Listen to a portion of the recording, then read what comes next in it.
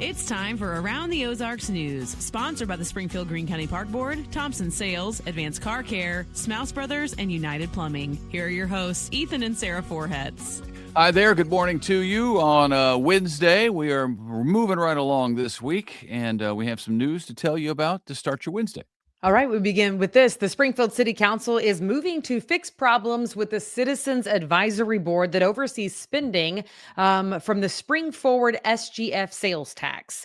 City Attorney Jordan Paul told council members this week that the board does not currently meet city charter requirements for membership, residency, or how officers are chosen. 2 current members live outside the city limits, and the board has 8 members instead of the required 9. Paul says the mistakes were unintentional and that past recommendations remain valid, but he is urging council to restructure the board and temporarily pause its work until it's brought into full compliance. The issues with the board were brought to light by a concerned citizen. That board unanimously recommended using $30 million of taxpayer funds to match state funding for a downtown convention and event center. Interesting. Yeah. And people are watching. So that's actually good that they're responding. Good that people are watching. Good that they're responding. Yep. All right. Today's tornado drill that we were telling you about has been canceled in Springfield because there could actually be some bad weather. So they don't want anybody to be fooled. It is possible today in the Springfield Greene County area plus Southwest Missouri. So both of those are canceled. Also, the National Weather Service called it off for Southeast Kansas as well. Greene County plans to hold its regular monthly siren test on March 11th, as long as it is not a stormy day.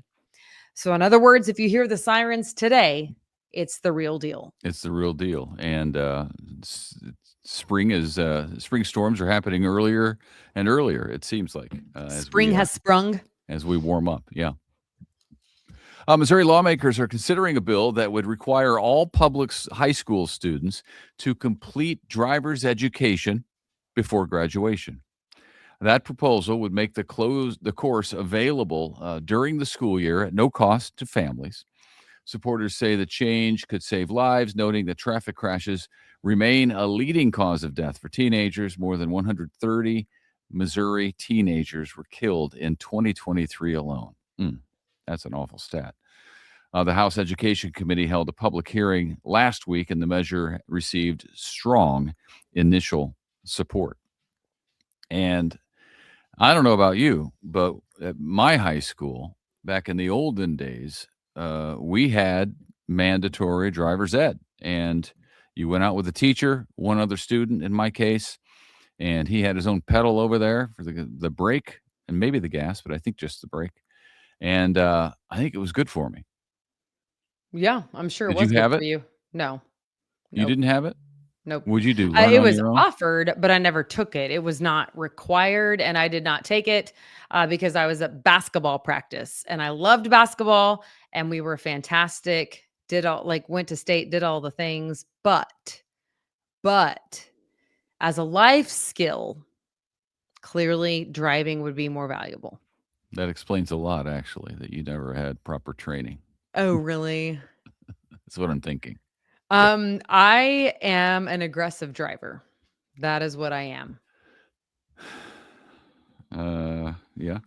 And I appreciate aggressive drivers, except for the dude yesterday. Sorry, this is kind of a soapbox a little bit, but I'm not exaggerating. I was on James River Freeway going like 65, and there was a motorcyclist at rush hour-ish. It was like 4:30 p.m. who flew by me and a bunch of cars as if we were sitting still. Oh, yeah. It was crazy because there was so much traffic and he was going so fast. I can't even quantify it for you. I mean, it had to be well over 100 miles per hour. Legitimately. I mean, it was insane. Yeah, that's dangerous. And it's tough. So I prayed out loud in the vehicle for him. Lord, don't give him what he deserves right now because someone's going to switch lanes and he's going to die.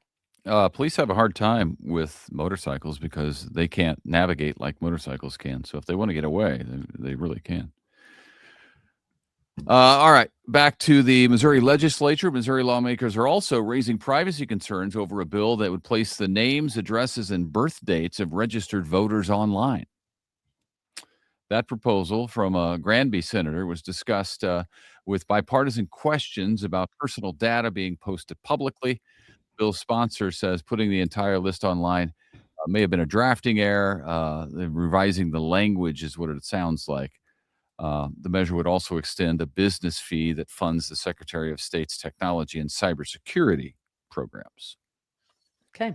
A Lake Ozark Health System is investing millions into upgrades. Lake Regional Health System is using a $2.3 million no-interest loan to buy new surgical equipment and improve its pharmacy.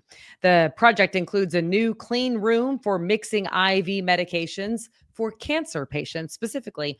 Leaders say keeping up with the technology is key to serving rural Missouri communities. A new hotel development, meanwhile, is in the works on the Lake of the Ozarks Strip. Plans call for a 5-story, 60-room hotel with year-round entertainment options, including outdoor adventure experiences. Yes, please. The developers say the project could help stabilize seasonal employment at the lake. City leaders are reviewing the site plan with a target opening in about 18 months. I hope that works out because that area of the strip up there, right by the dam, could use some new stuff.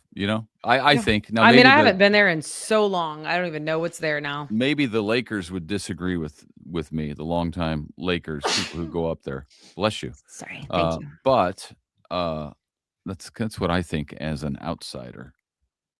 So We'll we'll see. see what they say. Springfield Sports Bar is getting ready to welcome customers back later this month. How about that? Ebbets Field, they're on East Walnut Street, set to reopen March 27th after new owners bought it last summer. The restaurant has been closed since early 2024, actually, but the new owners say they're bringing back the classic look and feel.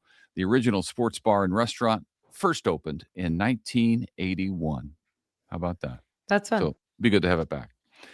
And some incredible American history will be on display in Kansas City starting Friday. 9 rare founding era documents have arrived now at the World War I Museum from the National Archives in Washington, D.C. This is the real thing. The artifacts include a rare 1823 engraving of the Declaration of Independence and the Treaty of Paris, which formally ended the American Revolutionary War and established the United States as an independent nation. Pretty important document. Yep. Those documents are on a tour of some major cities across the country to celebrate America's 250th birthday this year. Admission is free, but you do have to register for a ticket in advance on the website of the World War I Museum up in Kansas City. And that's one that we haven't been to, but it is on our list. It is going to be insanely busy, don't you think? I would think so. A special display like that. Yeah. Have you ever seen, well, I know you've been to the real, like the permanent one in Washington, D.C., but have you seen the traveling exhibit of the Vietnam Wall? I have. Me too. Yeah. And Yeah. it was insanely packed. Cool, worth it. Absolutely go stand in the line. But it is busy, busy, which is really actually a great thing. It is, and it's just very good thinking to be able to take it to people because a lot of people will never be able to get there. Yeah. So it's neat that it could come to you. You can get a feel of what it is. It still has the power of the Washington D.C. Vietnam Wall. And the Kansas City area, Kansas City is the closest it will be to us. The other cities, big like Dallas, Atlanta. I mean, there's several big cities on the list, but this one is the one to go to if you would like to drive. Yep. Okay, it is a big week for Evangel women's basketball. The Valor earned a host bid for the NAIA basketball tournament, national tournament, after winning their conference tournament title this week at AG Financial Arena there on campus. The 12th ranked Valor will host their first and second round games March 13th and 14th, with winners advancing to Sioux City, Iowa. That's Go exciting. Evangel. Good for them. Go Valor. One of my Will closest be, friends played basketball for Evangel many, many moons ago. okay. The I glory can say days. that because she and I are the same age. I mean, I didn't go to Evangel, but she and I are the same age, and she played college ball. That's cool. What were they then? Not the Valor. Crusaders. The Crusaders. Yeah. The Crusaders. Yep. All right, that's all we got, folks. Yeah, we're Anything watching else? for storms today, possible. That's why they canceled the tornado. What was it? A tornado Drill. drill. Yeah, that's the right. drill for the Missouri severe weather preparedness week. Yeah. So stay tuned for Abby Dyer's Wake Up Weather right after this, and we'll see you back here on Thursday. Have a good one.